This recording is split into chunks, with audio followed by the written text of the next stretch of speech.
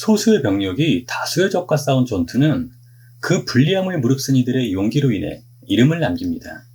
대표적으로 영화 300으로 유명한 스파르타 레오니다스 왕의 테르모필레 전투가 있죠.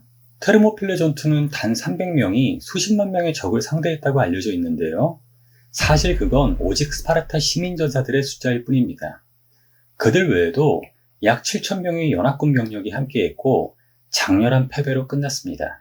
하지만 우리 역사에는 정말로 단 수백 명이 수만 명의 적을 상대했고 심지어 이겨버린 전투가 있습니다.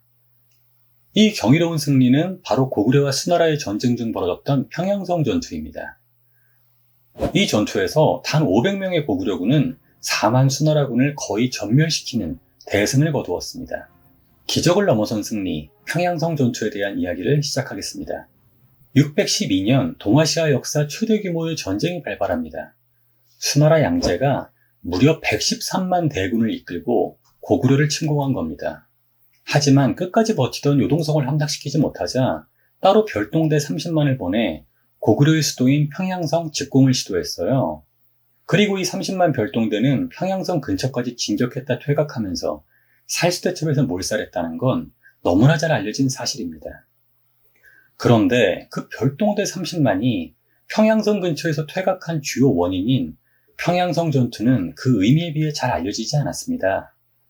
평양성 전투로 인해 수나라 별동대는 후퇴할 수밖에 없었고 살수대첩이라는 준비된 무덤으로 끌려가게 됩니다. 즉 고구려의 빛나는 승리는 평양성 전투에서 시작되었습니다. 수나라가 별동대를 보낼 때 아무 생각 없이 어택당만 찍은 건 아니었습니다. 육군의 진격과 맞춰 산둥반도에서 출발한 수군이 평양성 인근에 상륙하기로 계획했거든요. 육군은 평양성까지 진격하느라 인적, 물적 손실이 있을 테고 수군의 병력과 그들이 싣고 간 물자로 이를 보충하려는 전략이죠. 그래서 육지로 평양성을 향하던 별동대 30만과는 별도로 총관 내호화가 이끄는 7만 명의 수나라 수군이 바다를 건너왔습니다.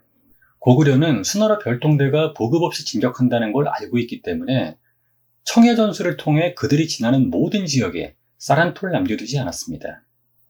수나라 육군은 배고픔에 시달리며 전력이 약화되었고 수군이 싣고 올 보급품만 기다리면서 평양성까지 힘겨운 발걸음을 옮겨야 했죠. 수나라의 수군은 계획대로 평양성 인근에 상륙해서 육군을 기다렸어요. 고구려는 이들과 육군을 절대 만나게 해서는 안 됐습니다. 그들이 만난다면 청해전술을 통해 수나라를 물리치려는 전략이 어긋나는 거죠. 이런 위기에서 나타난 뛰어난 명장이 있었으니 바로 고구려 영양왕의 이복동생 고건무였습니다. 당시 고구려는 진격하는 수나라 육군을 막으려고 병력을 전진 배치했기 때문에 평양성을 지킬 군사가 많지 않았어요. 병력과 시간이 모두 부족한 상황에서 고건무는 수나라 육군이 도착하기 전에 수나라 수군을 격파하고자 유인책을 사용합니다. 고건무는 단 100명의 결사대만 이끌고 선두에 서서 수나라 수군을 공격했다 후퇴하기를 반복했습니다. 수나라는 이에 응전하면서 후퇴하는 고구려군을 쫓아 차차 평양성 근처까지 진군했습니다. 여러 번의 작은 승리를 적에게 안겨주면서 유인한 거죠. 계속된 전투에서 승리를 거둔 내호와는 공을 세울 욕심을 품었습니다. 몇 번 부딪혀보니 고구려군은 숫자도 적고 그다지 강해 보이지 않았거든요. 굳이 육군이 도착하기를 기다려 그들과 평양성 함락에 공을 나누느니 수군 단독으로 평양성을 점령해서 공을 독차지하려는 욕심이 난 거죠. 그의 부하인 부총관 주법상은 이를 만류하면서 육군이 도착하기를 기다리자고 했습니다. 하지만 이미 공명심에 눈이 멀었던 내호와는 4만 명의 병사들을 이끌고 평양성 공격을 시작했습니다. 고구려군은 적당히 대항하는 척하다가 후퇴합니다. 그러자 수나라군은 평양성의 외성 안으로 진격했습니다. 평양성은 외성, 중성, 내성, 북성으로 이루어진 중첩구조의 성이었어요. 외성은 바둑판 모양으로 주택이 밀집된 시가지였고 대규모 군대가 움직이기 어려운 지형이었죠. 고구려군은 시가전을 통해 소수의 병력으로 다수의 적을 섬멸하고자 했던 겁니다. 고구려군이 일부러 비워준 외성으로 들어온 수나라군은 전군대 전쟁에서 당연히 수반되는 약탈을 시작했습니다. 약탈이란 승리한 다음 병사들에 대한 보상 차원에서 실시하는 것인데 뇌호와는 이미 평양성을 점령했다고 여기고 약탈을 허락한 거죠. 4만 명의 수나라 군사들은 뿔뿔이 흩어져 약탈하는 데 여념이 없었습니다. 그들은 이미 군기를 잃은 도적대에 불과했습니다. 그러자 숨어있던 고건무와 500명의 고구려군이 대오가 흩어진 수나라군을 각계격파했습니다. 기강을 잃고 약탈에 몰두하던 수나라군은 제대로 저항조차 하지 못하고 무너져갔습니다. 이렇게 유인과 기습을 통해 단 500명의 고구려군이 4만에 달하는 수나라군을 격퇴했습니다. 오직 수천 명만 겨우 목숨을 건져 해안가의 진지로 도망쳤습니다. 이때 육군에게 전달할 식량을 실은 양곡 보급선이 대거 침몰했습니다. 주력군이 섬멸된 이들은 더 이상의 전투 수행 능력을 상실했어요. 그래서 수나라 육군이 평양 30리 근처까지 진격했을 때에도 합류하지 못했죠.